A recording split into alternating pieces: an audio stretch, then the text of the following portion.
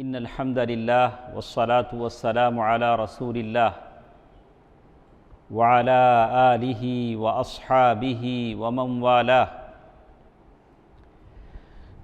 تمام تعریفیں اللہ سبحانہ و تعالیٰ کے لیے ہیں۔ آپ تمام جانتے ہیں کہ مومنوں کے عقیدے میں ایک چیز ہے الولا والبراء۔ اس عقیدے کا تقاضا یہ ہے، ولا کے معنی ہیں محبت المؤمنین ونصرتہم، کہ ہم مومنوں سے محبت رکھیں اور ان کو سپورٹ کریں۔ صحیح مومن مومنوں سے محبت کرتا ہے اور ان کو سپورٹ کرتا ہے، اسی کا نام الولا ہے۔ جیسے ولی، اللہ ولی الذین آمنوا، اللہ ان لوگوں کا دوست ہے جو ایمان لائے۔ تو مومن ہونے کے لیے اتنا کافی نہیں ہے کہ آپ اپنے طور سے نیک عمل کرتے رہیں، سب کچھ عبادتیں کرتے رہیں، لیکن ساتھ ساتھ مومنوں کے لیے آپ کے اور میرے دل میں محبت بھی ہونی چاہیے۔ مومنوں کو سپورٹ کرنا چاہیے۔ کسی مومن کو کوئی تکلیف پہنچتی ہے، ایذا پہنچتی ہے، گزن پہنچتا ہے، اور کسی مومن درد اور مصیبت میں چیخ اٹھتا ہے، تو کہا کہ کسی مومن کے پاؤں میں اگر کانٹا بھی چبھتا ہے تو کانٹا اس کے پاؤں میں نہیں، آپ کے دل میں چبھا ہے۔ اس کا احساس آپ کو مجھے ہونا چاہیے۔ اس کا نام ہے الولا۔ کیا معنی بولے ہم؟ الولا محبت المؤمنین ونصرتہم، مومنوں سے محبت کرنا اور ان کی تائید کرنا، سپورٹ کرنا۔ اس کا دوسرا جو حصہ ہے والبراء، یعنی براءت ظاہر کرنا۔ مشرکوں سے، جو لوگ غلط عقیدہ رکھتے ہیں، ان لوگوں سے اپنے آپ کو دور رکھیں۔ ان سے دلی محبت کرنے کی اجازت نہیں ہے۔ ان سے اپنے آپ کو دور رکھیں، اس لیے کہ ان کے عقیدے میں بگاڑ ہے۔ ہاں، دنیا کی حد تک آپ ان کا ساتھ دے سکتے ہیں۔ جیسے اسماء بنت ابی بکر رضی اللہ عنہا، ان کی ماں قتیلہ مسلمان نہیں ہوئی ہے، اور اسماء بنت ابی بکر کے پاس آتی ہے، کبھی کچھ تحفے لے کر آتی ہے، کبھی کچھ پیسہ مانگنے آتی ہے۔ تو اسماء بنت ابی بکر رضی اللہ تعالی عنہ نے اللہ کے نبی صلی اللہ علیہ وسلم سے پوچھا کہ میری ماں آئی ہے، مشرکہ ہے، کیا میں اس کے ساتھ بھلا کروں، اچھا کروں؟ اللہ کے نبی صلی اللہ علیہ وسلم فرمایا کہ صلہ رحمی کرو، اچھا کرو، اس میں کوئی غلط نہیں، اس کے تحفے لینے میں نہیں، لیکن دلی محبت جو ایک مومن کے ساتھ ہوتی ہے، ویسے محبت یہ غلط عقیدہ آدمی کے ساتھ نہیں ہونی چاہیے۔ تو اس کا ہمیشہ ہم لوگ خیال کریں، صحیح عقیدے والوں کے ساتھ بیٹھیں، ان کی تائید کریں، ان سے محبت کریں، تاکہ صحیح عقیدہ لوگوں میں پنپے، لوگ صحیح عقیدے والے بن جائیں۔ ہمارے پاس سیرت کے اسباق ہیں کتاب الرحیق المختوم سے، تو بدر کی جنگ کے بعد کے حالات ہم نے پڑھے۔ صرف بدر کی جنگ کے ختم ہونے کے 7 دن کے بعد اللہ کے نبی صلی اللہ علیہ وسلم نے ایک اور غزوہ کیا مقام قدر پر، جس کو کہا گیا غزوہ بنی سلیم۔ غزوہ بنی سلیم صرف 7 دن کے بعد۔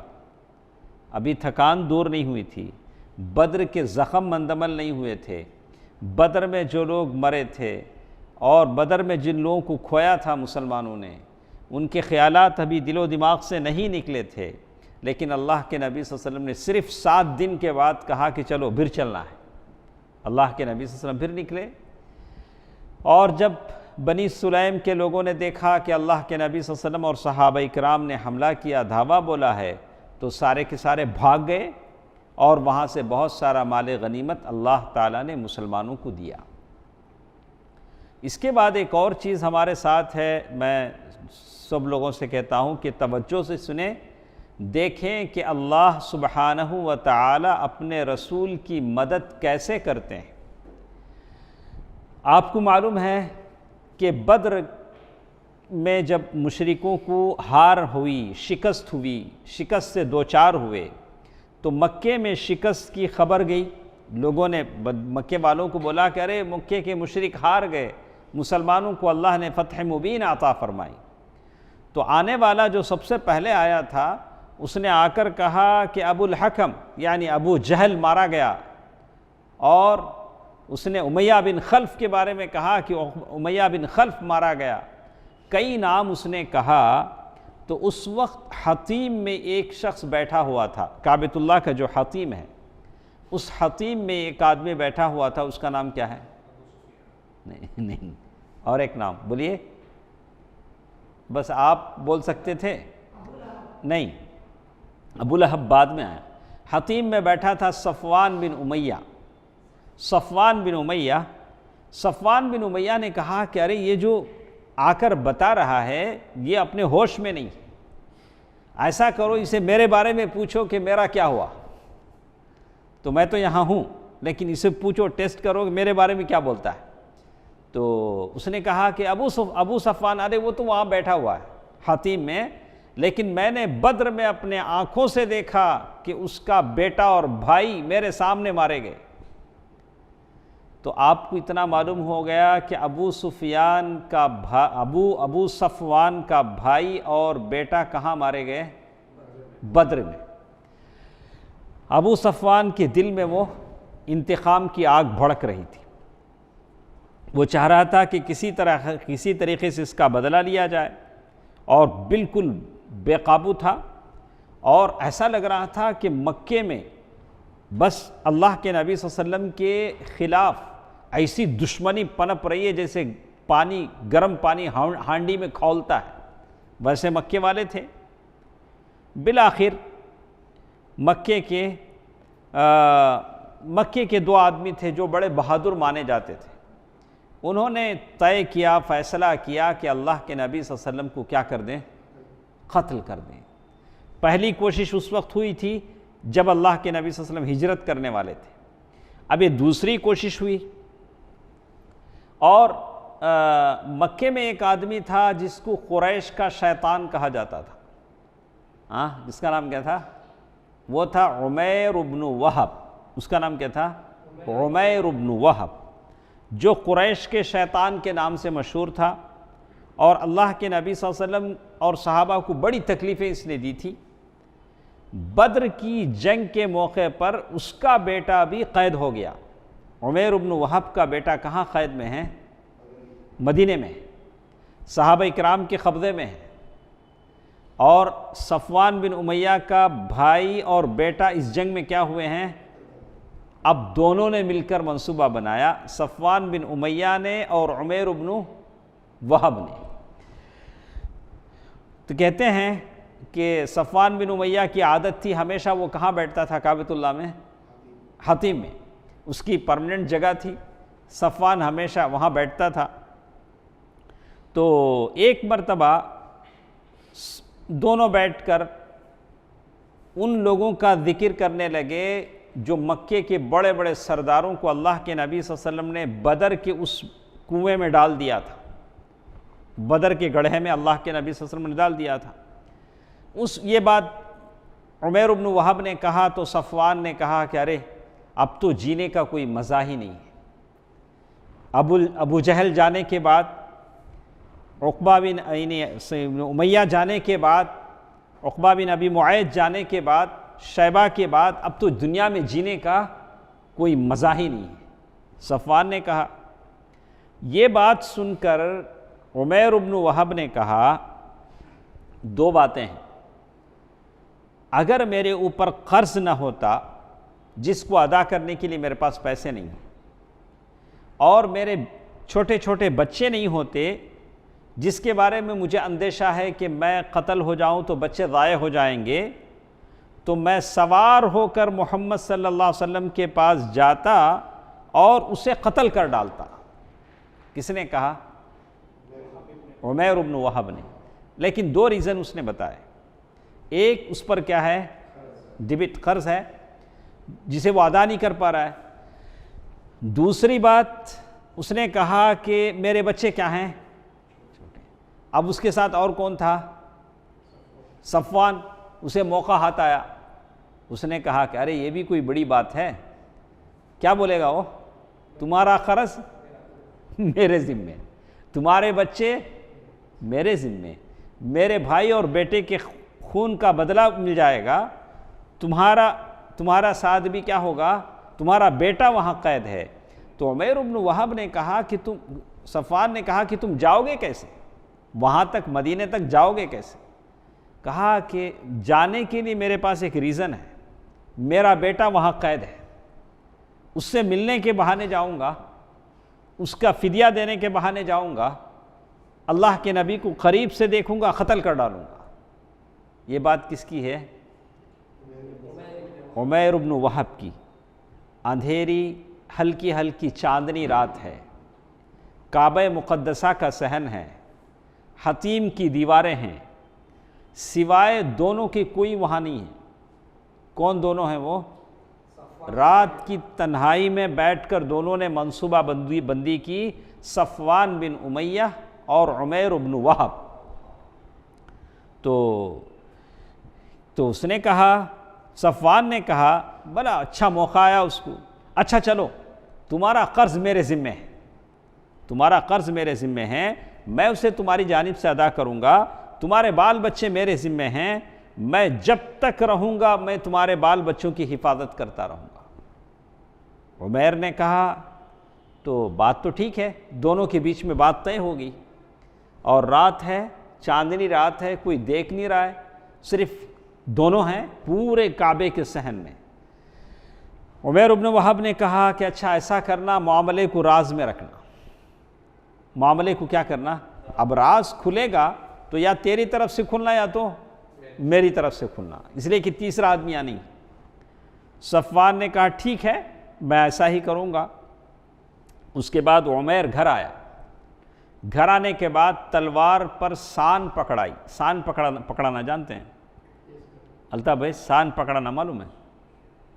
یعنی اس کو تیز کرنا, وہ چھری تیز کرنے, ویسے تلوار کو کیا کیا؟ سان پکڑایا. تو آپ جانتے ہوں گے, اچھا ثنا بھائی کو اچھا معلوم, ہاں سان پکڑانا کیا ہوتا ہے.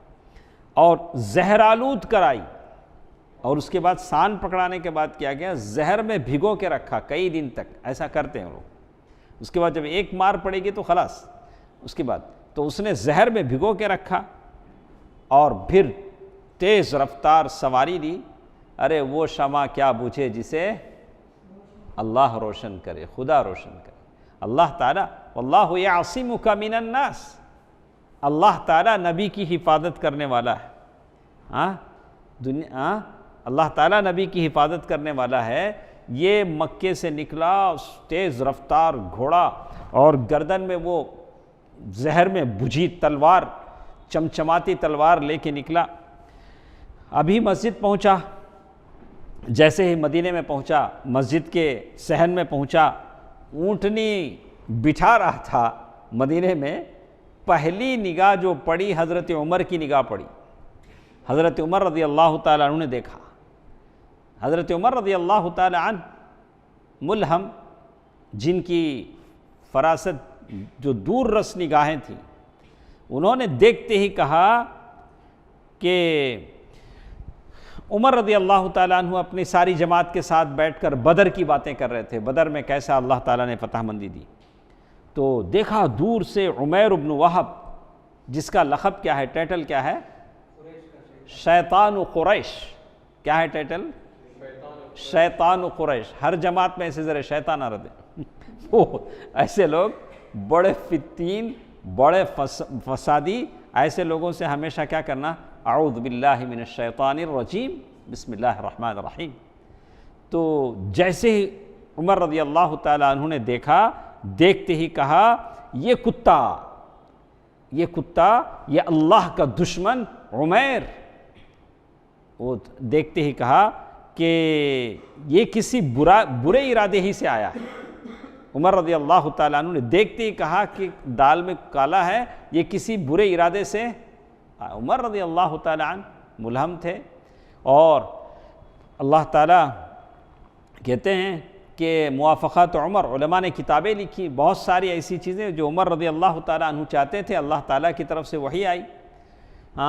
تو عمر رضی اللہ تعالیٰ عنہ نے دیکھتے ہی کہا کہ یہ اللہ کا دشمن کسی برے ارادے سے آیا ہے۔ پھر سیدھے عمر رضی اللہ تعالیٰ عنہ اللہ کے نبی صلی اللہ علیہ وسلم کی خدمت میں گئے، کہا کہ اے اللہ کے نبی، یہ اللہ کا دشمن عمیر اپنی لٹکتی تلوار کے ساتھ آیا ہے۔ تلوار کہاں رکھا ہے؟ گردن میں، یعنی ایسے رکھا ہے کہ فوراً نکال سکنا، دیر نہیں ہونا۔ ادھر ادھر ہے تو کیا ہوگا؟ دیر ہوگا۔ ایسے ہاتھ ڈالتے ہیں کہ تلوار مل جانا۔ آپ صلی اللہ علیہ وسلم، اللہ تعالیٰ کا وعدہ تھا واللہ یعصمک من الناس، آپ صلی اللہ علیہ وسلم نے فرمایا کہ میرے پاس لے آؤ، اس کو کیا کرو؟ میرے پاس لے آؤ۔ تو عمیر آیا تو اللہ کے نبی صلی اللہ علیہ وسلم، حضرت عمر رضی اللہ تعالیٰ عنہ نے اس کے تلوار کا جو پرتلا تھا اس کو اس کے گلے کے پاس سے پکڑ لیا۔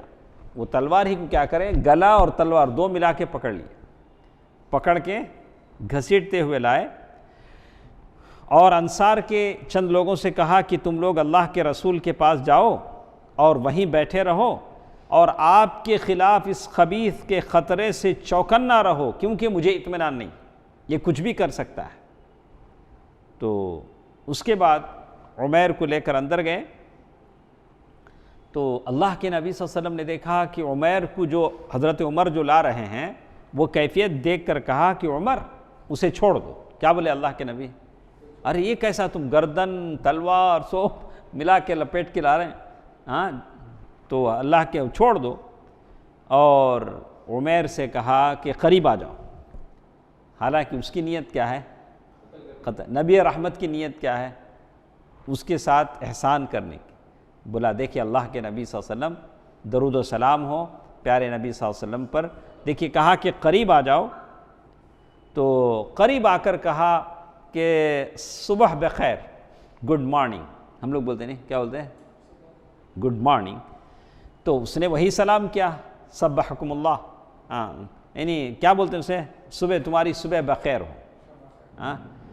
تو اللہ کے نبی صلی اللہ علیہ وسلم نے فرمایا کہ اللہ نے اس سے اچھا سلام ہم کو دیا ہے۔ اللہ کے نبی صلی اللہ علیہ وسلم نے اس کے سلام کا جواب نہیں دیا، جو صبح کا سلام الگ، شام کا سلام الگ۔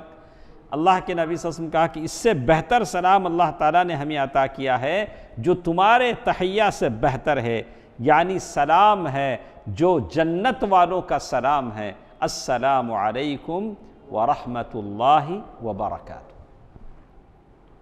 اس کے بعد اللہ کے نبی صلی اللہ علیہ وسلم نے عمیر سے پوچھا، کون ہے عمیر؟ شیطان قریش۔ نہیں، مجھے ڈر ہے کہ کہیں آپ بھول نہ جائیں، تو میں اسے بار بار اعادہ کر رہا ہوں۔ تو کہا کہ اللہ کے نبی صلی اللہ علیہ وسلم پوچھا کیا بات ہے بھائی، کیوں آئے ہو؟ عمیر سے تو پوچھنا تھا۔ تو اس نے کہا کہ اللہ کے نبی، یہ جو قیدی آپ کے قبضے میں ہیں میں اسی کے لیے آیا ہوں، یہ میرا بیٹا ہے، وار پریزنر تھا، بدر میں قید ہوا تھا۔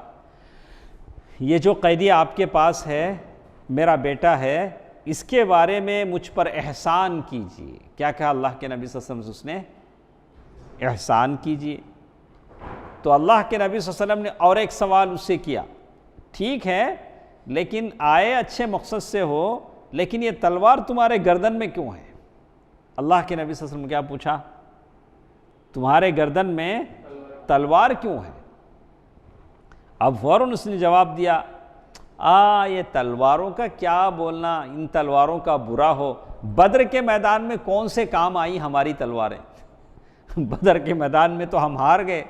تو بات کو اس نے کیا کیا؟ دیکھیے کیسے پلٹتے ہیں لوگ۔ تو اس نے کہا کہ اللہ ان تلواروں کا برا کرے کہ یہ ہمارے کچھ کام نہ آ سکی۔ بدر کی جنگ ہوئی، اللہ نے آپ کو فتح مبین دی۔ تو اللہ کے نبی صلی اللہ علیہ وسلم نے سن کر کیا کہا؟ دیکھیے سچ سچ بتاؤ تم کیوں آئے ہو؟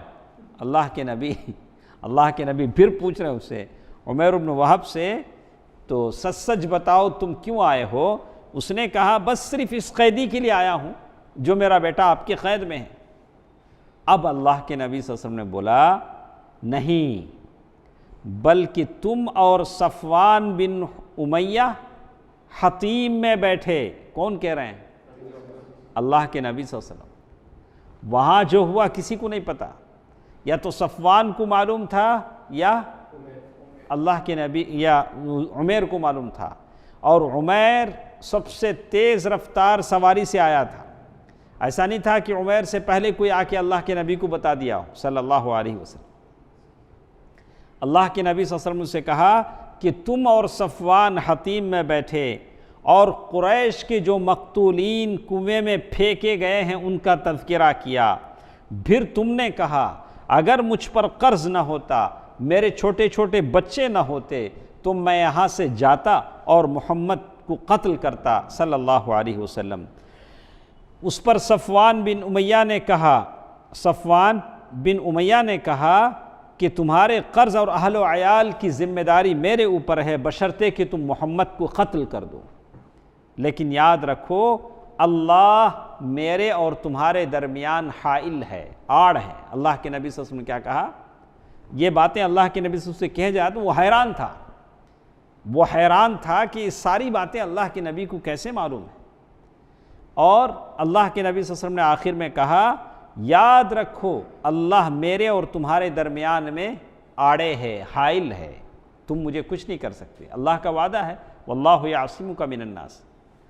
اچھا، یہ ساری باتیں سننے کے بعد عمیر بن وہب کی کیا حالت ہوئی ہوگی؟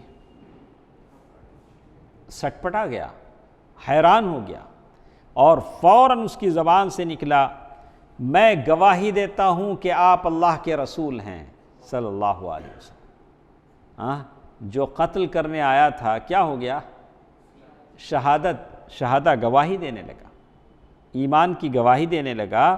اے اللہ کے رسول صلی اللہ علیہ وسلم، آپ ہمارے پاس آسمان کی جو خبریں لاتے تھے اور آپ پر جو وحی نازل ہوتی تھی اسے ہم جھٹلا دیا کرتے تھے. ہم وحی کو مانتے نہیں تھے، جبریل علیہ السلام کا آنا مانتے نہ تھے. لیکن یہ تو ایسا معاملہ ہے جس میں میرے اور صفوان بن امیہ کے علاوہ کوئی نہیں تھا. یہ جو بات ہوئی ہے جس میں میں تھا اور کون تھے؟ صفوان بن امیہ تھا. اس لیے اللہ کی قسم مجھے یقین ہے کہ یہ بات اللہ کے سوا اور کسی نے آپ تک نہیں پہنچائی. یہ بات آپ تک کیسے پہنچی؟ اللہ نے پہنچائی. تو یہ جان کر میرا یقین بڑھتا ہے اور آپ کا یقین بھی بڑھنا چاہیے. اور کہتے ہیں عمیر بن وہب نے کہا پس اللہ کی حمد ہے جس نے مجھے اسلام کی ہدایت دی. دیکھیے منٹوں میں کیا ہوتا ہے، حالات بدل جاتے ہیں. جو شیطان و قریش کے نام سے جانا جاتا ہے اللہ کا ولی بن کر دربار رسالت سے نکلتا ہے. کیا اور اس مقام تک، یہاں تک اللہ نے مجھے ہانک کر پہنچایا. ہانک کر پہنچانا مانے زبردستی. کچھ لوگ ہوتے ہیں خود سے آ کے اسلام قبول کرتے ہیں، لیکن اللہ نے مجھے یہاں تک آپ تک کیا کیا؟ زبردستی گھسیٹ کے لایا. میں جو آیا خود سے تو نہیں آیا تھا. اچھا، پھر عمیر نے کلمہ حق کی شہادت دی اور رسول اللہ صلی اللہ علیہ وسلم نے صحابہ کرام کو پکار کر کہا، فرمایا دیکھیے یہ جو پوائنٹ ہے، یہ جو جملہ ہے، یہی میں آپ کو سنانا چاہتا تھا. عمیر بن وہب ابھی مسلمان ہوئے ہیں. اللہ کے نبی صلی اللہ علیہ وسلم صحابہ کو خطاب کر کے کہہ رہے ہیں اپنے بھائی کو دین سمجھاؤ. کیا کرو؟ تو ہمارے اوپر ذمہ داری آتی ہے کہ جو لوگ بھی دین میں آتے ہیں ہمارا کام کیا ہونا چاہیے؟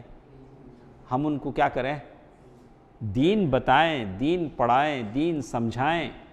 ایسا نہیں شٹ خلاص، ایسا نہیں ہوگا کہ ہم ان کے ساتھ اچھا ہینڈ شیک دیں، نعرہ تکبیر اللہ اکبر بول دیں، پھر وہ ادھر چلے جائے ہم ادھر آ جائیں.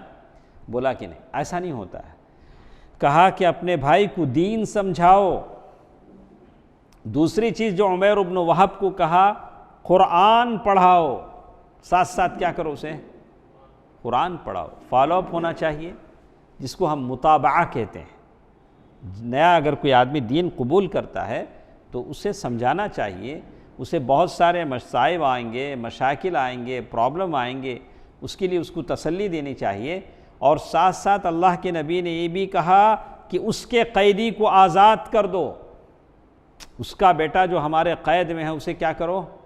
آزاد کر دو۔ کتنی باتیں اللہ کے نبی نے کہا۔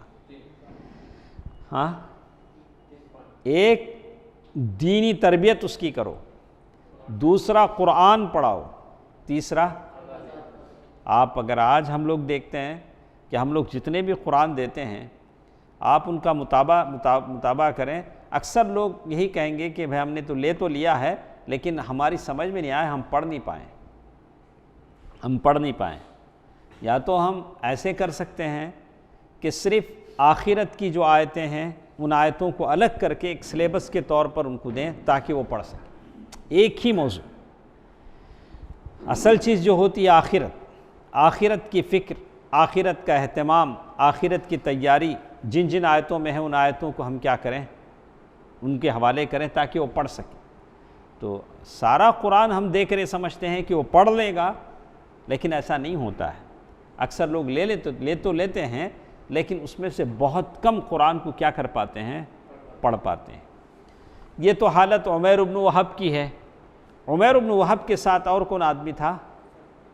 صفوان بن امیہ۔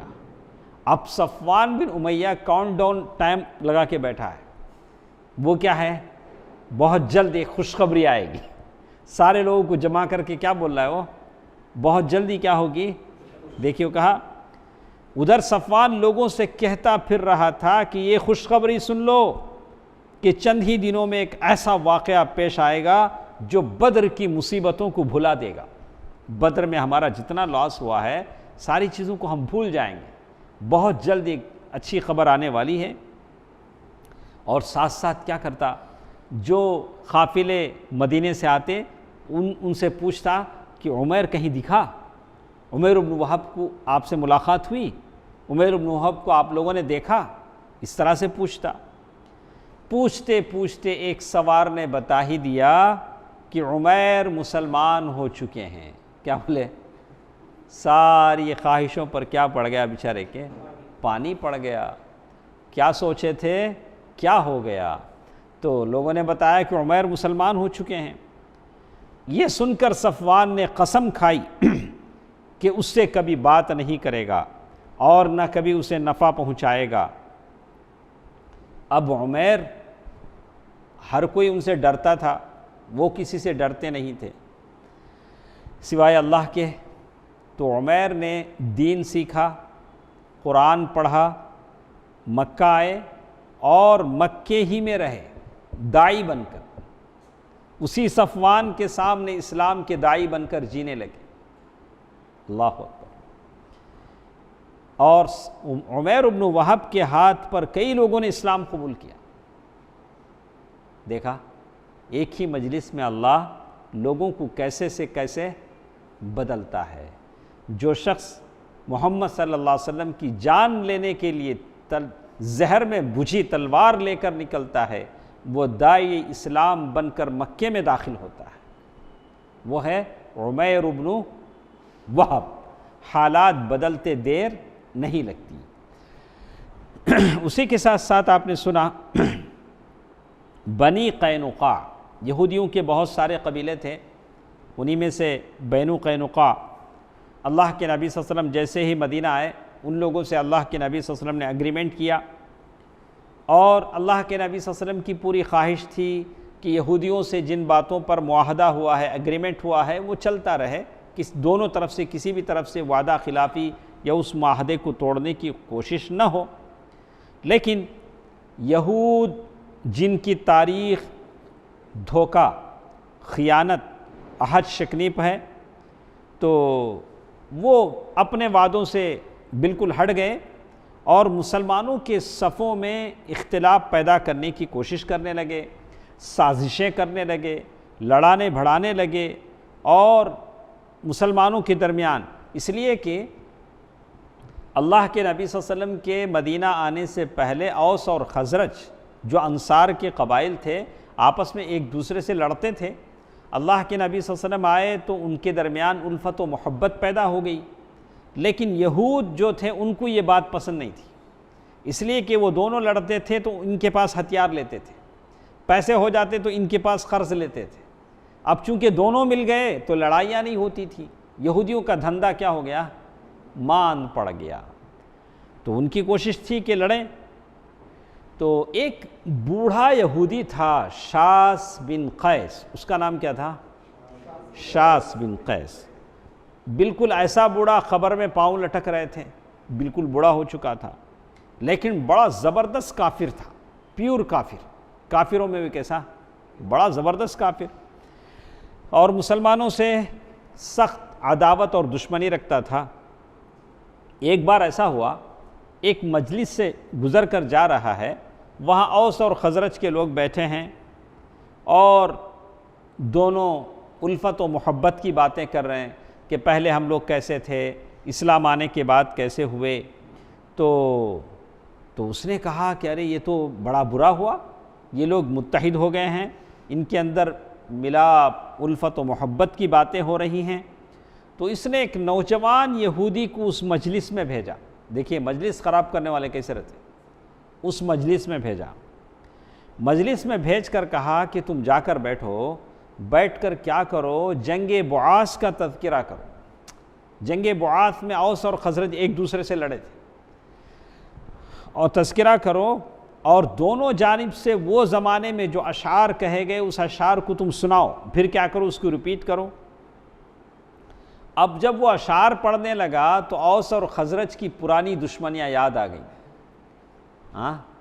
تو دیکھیے ایسے کچھ لوگ ہوتے ہیں، ہر خاندان میں، ہر قبیلے میں، ہر محلے میں ایسے لوگ کیا ہوتے ہیں، ان کا کام ہی کیا ہوتا ہے؟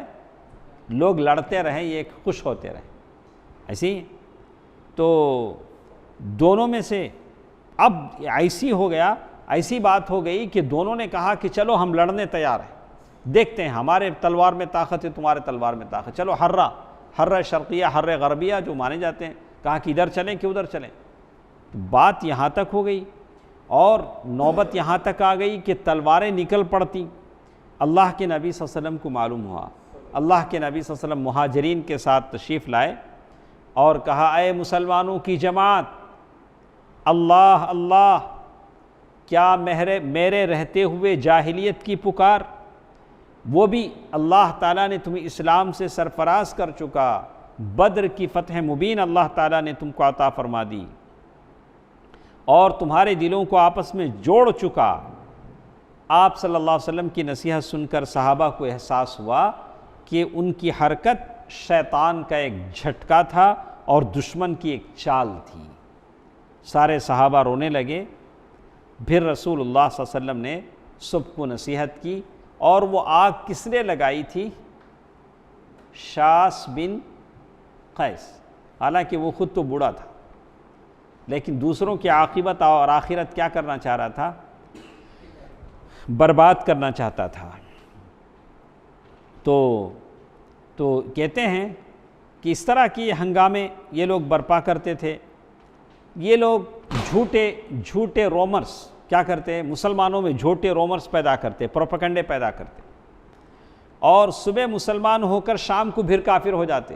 صبح آتے اللہ کے نبی صلی اللہ علیہ وسلم، یا اللہ کے رسول میں مسلمان ہونا چاہتا ہوں، مسلمان ہو جاتے، شام ہوتے ہوتے کیا ہوتے ہیں؟ کافر ہو جاتے۔ لوگ دیکھتے ارے انہیں صبح مسلمان ہوا، اچھا اسلام میں کیا بھی نہیں دکھتا، اسلام کیا کہ سم تھنگ رانگ ہے، اس واسطے انہیں پھر کیا ہو گیا؟ گھر واپس کیا ہو گیا؟ پھر ادھر آ گیا۔ یہ سب کیا ہے؟ اسلام کو بدنام کرنے کے ہتھ کنڈے ہیں۔ ہم نے عمیر بن وہب کا اسلام دیکھا، کتنا پختہ اسلام تھا۔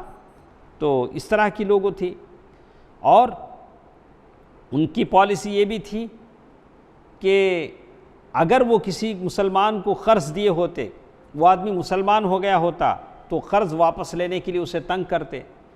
اگر کسی مسلمان کا پیسہ یہ یہودی لیے ہوتے تو بولتے کہ اچھا تمہارا پیسہ ہم نے اس وقت لیا جب تم مسلمان نہیں ہوئے تھے، اب تم مسلمان ہو گئے نہیں، اب قرض کیا بھی نہیں، تمہارا ہمارا کیا بھی۔ ارے یہ قرض کو مسلمان ہونے کو کیا تعلق، شاید اس زمانے کی یہودی سمجھیں، تو ایسے ہی کرتے۔ تمہارا قرض تو ہمارے اوپر اس وقت تھا جب تم اپنے آبائی دین پر تھے، لیکن اب جب کہ تم نے اپنا دین بدل دیا ہے، اب ہمارا اور تمہارا کوئی لین دین نہیں ہے۔ دیکھیے کیا پالیسی انہوں نے اپنائی۔ تو یہود یہ ساری حرکتیں بدر سے پہلے ہی کرنا شروع کر دی تھیں، اور اللہ کے نبی صلی اللہ علیہ وسلم کا معاہدہ بھی ان کے ساتھ تھا، اور انہوں نے اللہ کے نبی صلی اللہ علیہ وسلم سے جو معاہدہ کیا تھا اس معاہدے کو توڑ دیا تھا۔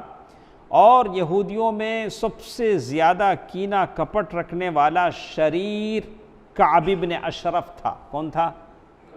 یہ نام اچھی طرح یاد رکھیں سنا بھائی۔ اس کا قلعہ ایک زمانے تک مدینے میں تھا، ابھی بھی آج بھی مشہور ہے، قلعۃ کعب بن اشرف، شاید وہ جگہ ابھی بھی ہے جہاں اس کا قلعہ تھا، قلعۃ کعب بن اشرف۔ تو اس کا ذکر آگے آئے گا، کیسے اس کو قتل کیا گیا، بڑا دلچسپ واقعہ ہے کیسے اس کو قتل کیا گیا کعب بن اشرف۔ تو اس طرح تینوں یہودی قبائل میں سے، جو یہودی قبائل مدینے میں تھے، ان تینوں یہودی قبائل میں سے سب سے زیادہ بدمعاش جو لوگ تھے بنو قینوقاع کے تھے۔ یہ لوگ مدینے کے اندر ہی رہتے تھے، ان کا قبیلہ اسی نام سے تھا۔ یہ لوگ پیشے کے لحاظ سے سنار تھے۔ کیا تھے؟ سنار اور لوہار، کبھی لوہار اور برتن بنانے والے، اس طرح تین پیشے ان کے تھے۔ کیا کیا پیشے تھے؟ سنار، لوہار، لوہے کا کام کرتے نہیں، اور برتن بنانے والے۔ تو یہ تین پیشے ایسے تھے جس کی وجہ سے ہر آدمی کے پاس ہتھیار زیادہ تھا۔ لوہار بولے تو تلوار بنانے والا، اس کے پاس ہمیشہ کیا تلوار رہیں گے، بےحد نیزے رہیں گے ہمیشہ۔ اور ان کے جو بنو قینوقاع کے جو جنگی مرد تھے، جنگ لڑنے والے، 700 آدمی تھے جو جنگ کے قابل تھے، اور وہ مدینے کے سب سے بہادر یہودی تھے۔ تو اب ایسا ہوتا کہ اگر کوئی مسلمان ان کے بازار میں جاتا تو وہ اس سے مذاق کرتے، مسلمان سے مذاق کرتے، اسے تکلیف پہنچاتے، یہاں تک کہ عورتوں اس کو بھی چھیڑ چھاڑ کرتے تھے۔ کون یہ؟ بنو قینوقاع کے یہودی۔ لیکن جب ان کی سرکشی بڑھ گئی، حد سے زیادہ آگے نکل گئے، تو اللہ کے نبی صلی اللہ علیہ وسلم نے سارے لوگوں کو جمع کیا۔ یہاں بھی ایک اسلوب سمجھ میں آتا ہے، کیا تھا نا بھائی؟ جب بھی کہیں برائی زیادہ ہو جائے، لوگ حد پار کرنے لگیں، تو پہلا مرحلہ کیا ہونا چاہیے؟ اللہ کے نبی نے ہمیں بتلایا، انہی جمع کر کے وعظ و نصیحت کی۔ پہلے کیا کرنا ہمیں؟ ان کو جمع کر کو کیا کرنا؟ وعظ و نصیحت کرنا، پہلے اچھی باتیں بولنا۔ اگر سیدھی انگلی سے نہیں نکلتا ہے تو تب ایک ہے۔ اللہ کے نبی کا اسلوب ہمیں کیا بتاتا ہے؟ پہلے کیا کرو؟ جمع کر کے نصیحت کرو، اور رشد و ہدایت کی دعوت دیتے ہوئے ظلم اور بغاوت کے انجام سے اللہ کے نبی صلی اللہ علیہ وسلم نے ڈرایا۔ لیکن بنو قینوقاع کے جو یہودی تھے اتنے بدمعاش تھے، اتنے مغرور تھے، جیسے ابن عباس رضی اللہ تعالیٰ عنہ نے یہ حدیث بیان کی ہے، اس حدیث کو آپ لوگ بھی غور سے سنیں۔ ابن عباس رضی اللہ تعالیٰ عنہ فرماتے ہیں، 10 منٹ اور ہمارے پاس ہے، 10 منٹ میں اس حدیث کو مکمل کر لیتے ہیں، کہ رسول اللہ صلی اللہ علیہ وسلم نے قریش کو جب بدر کے میدان میں شکست دے دی، آپ مدینہ تشریف لائے، بنو قینوقاع کے بازار میں یہود کو جمع فرمایا۔ یہ لوگ کیا دھندے کرتے تھے؟ سونار بھی تھے، لوہار بھی تھے، اور کیا کرتے تھے؟ برتن بناتے تھے۔ اللہ کے نبی صلی اللہ علیہ وسلم نے سارے یہودیوں کو جمع فرمایا، کہا کہ اے یہود، اے جماعت یہود، اس سے پہلے اسلام قبول کر لو کہ جیسے قریشیوں کے ساتھ ہوا بدر کے میدان میں، ویسے تمہارے ساتھ نہ ہو۔ اس سے پہلے کہ تم کیا کرو، تم پر بھی ویسی ہی مار پڑے جیسے قریش پر پڑ چکی ہے۔ اتنی بات اللہ کے نبی نے کہی، کس سے کہی؟ یہودیوں سے۔ دیکھیے یہود نے کیا جواب دیا، دیکھیے انہوں نے کہا، اے محمد صلی اللہ علیہ وسلم، آپ کو دھوکے میں مبتلا نہیں ہونا چاہیے. کیا بول رہے ہیں؟ تمہیں اس کی وجہ سے خود فریبی میں مبتلا نہیں ہونا چاہیے. تمہارا مقابلہ بدر کے میدان میں اناڑی لوگوں سے ہوا. اناڑی بولے تم؟ اناڑی ہم بولتے ہیں دکنی زبان میں ذرا زیادہ کس کے کیا بولتے ہیں؟ اناڑی بولتے ہیں. اناڑی. وہ جو بدر کے میدان میں آپ سے لڑے تھے قریش کے لوگ، وہ کیا تھے؟ اناڑی لوگ تھے اور ناآشنائے جنگ تھے. وہ لوگ جنگ کیا ہے ان کو معلوم نہیں تھا، اور آپ نے ان کو مار لیا. آپ نے کیا کر لیا؟ ان کو ہرا دیا. اگر تمہاری لڑائی ہمارے سے ہو گئی، اگر تمہاری لڑائی کیا ہو گئی؟ ہم سے ہو گئی، تو پتہ چل جائے گا کہ ہم مرد ہیں. کیا کہا یہودیوں نے؟ آپ کو معلوم ہو جائے گا کہ ہم مرد ہیں. ویسے دکھتے بھی ہیں کہ مرد ہیں. اب اسے کیا بولیں گے؟ تو کسی کو مرد دیکھنے کے لیے کیا لڑنا پڑے گا؟ وہ تو دکھے گا کہ وہ مرد ہے کہ وہ عورت ہے. تو انہوں نے کہا کہ اگر آپ ہم سے لڑیں گے تو پتہ چلے گا کہ ہم مرد ہیں، اور ہمارے جیسے لوگوں سے تمہیں پالا نہیں پڑا تھا. تو اللہ تعالیٰ نے فوراً آیت نازل کر دی. اللہ کے نبی صلی اللہ علیہ وسلم نے بس اتنی سی بات کہی تھی کہ ایمان لا لو. اللہ تعالیٰ نے کہا قُلْ لِلَّذِينَ كَفَرُوا سَتُغْلَبُونَ وَتُحْشَرُونَ إِلَى جَهَنَّمَ وَبِئْسَ الْمِهَادُ قَدْ كَانَ لَكُمْ آيَةٌ فِي فِئَتَيْنِ الْتَقَتَا فِئَةٌ تُقَاتِلُ فِي سَبِيلِ اللَّهِ وَأُخْرَى كَافِرَةٌ يَرَوْنَهُم مِّثْلَيْهِمْ رَأْيَ الْعَيْنِ وَاللَّهُ يُؤَيِّدُ بِنَصْرِهِ مَن يَشَاءُ إِنَّ فِي ذَلِكَ لَعِبْرَةً لِأُولِي الْأَبْصَارِ.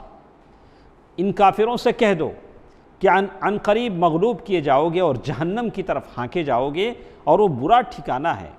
جن دو گروہوں میں ٹکر ہوئی ان میں تمہارے لیے نشانی ہیں. بدر کے میدان میں جو کچھ ہوا اس میں تمہارے لیے نشانی ہے. یہ گروہ اللہ کے راستے میں لڑ رہا تھا اور دوسرا گروہ کافر تھا. یہ ان کو آنکھوں دیکھنے میں اپنے سے دوگنا دیکھ رہے تھے، اور اللہ اپنی مدد کے ذریعے جس کی تائید چاہتا ہے کرتا ہے. اس کے اندر یقیناً نظر والوں کے لیے عبرت ہے. آیت نازل ہوئی تو بنو قینقاع کے یہودیوں کا جو جواب تھا اسے کیا کہیں گے آپ لوگ؟ کیا نام دیں گے؟ کیا نام سے ہم سمجھ سکتے ہیں جو کچھ باتیں انہوں نے کہیں؟ اعلان جنگ تھا. اسلام اور مسلمانوں کے خلاف کیا تھا؟ اعلان جنگ تھا. اور اللہ کے نبی صلی اللہ علیہ وسلم کی نصیحت سے زندگی بدلنے کے بجائے ان کے اندر اور جرأت آ گئی، بدمعاشی بڑھ گئی، اور ان کی بدمعاشی بڑھ گئی، جس کے نتیجے میں انہوں نے اپنے ہاتھوں سے اپنی قبر کھود لی. اسے کیا بولیں گے؟ وہ ایسے کچھ آگے بڑھے جس کی وجہ سے اپنے ہاتھوں سے اپنا قبر کھودنا، معلوم اپنے پیروں کے نیچے خود سے کیا کرنا؟ مصیبت مول لینا. ویسے ہوا. اور اپنے اوپر زندہ رہنے کی یہ کیا کیا؟ ختم کر لیا. یہ کیسا ہوا؟ انشاءاللہ آئندہ ہفتے کے درس میں ہم سنیں گے کہ کیسے ایک عورت بنو قینقاع کے بازار میں جاتی ہے کچھ خریدنے کے لیے، کیسے وہاں کا سونار اس سے مانگ کیا کرتا ہے، کیا اس عورت سے وہ چاہتا ہے، وہ عورت کا جواب کیا ہوتا ہے، پھر اچانک وہاں دو قتل ہو جاتے ہیں. اس کا سبب کیا ہے؟ یہ ساری باتیں انشاءاللہ آئندہ ہفتے کے درس میں ہم سنیں گے. اللہ تعالی بہتر بات سننے اور عمل کرنے کی توفیق دے. آمین. والسلام علیکم ورحمۃ اللہ وبرکاتہ.